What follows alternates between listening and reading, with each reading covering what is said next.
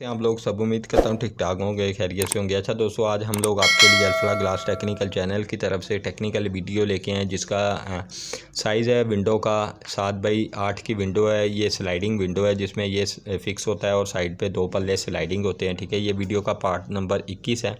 तो सबसे पहले मैं आपको बता दूं, ये वीडियो उन लोगों के लिए जो कि नए फैब्रिकेटर हैं, नए वेंडर हैं। ठीक है, ये उन लोगों के लिए वीडियो जो कि माल अपना खुद निकालना चाहते हैं और फैब्रिकेटर से लेबर रेट पे काम करवाना चाहते हैं।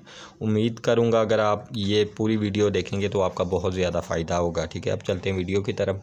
तो ये DC 30 भी हमें चाहिए, 16 फीट की पीस चाहिए। 16 फीट की लेंथ आपको मार्केट से आसानी से मिल जाएगी। ये DC 26 भी हमें 8 फीट का पीस चाहिए, मार्केट से 8 फीट का लेंथ आपको आसानी से मिल जाएगी। और M23 हमें 14 फीट की लेंथ चाहिए, ये भी 14 फीट की लेंथ आपको एक अदद मिल जाएगी। M28 हमें 14 फीट की लेंथ चाहिए, ये भी 14 फीट की लेंथ आसानी से 2 अदद आपको मिल जाएगी डीलर से।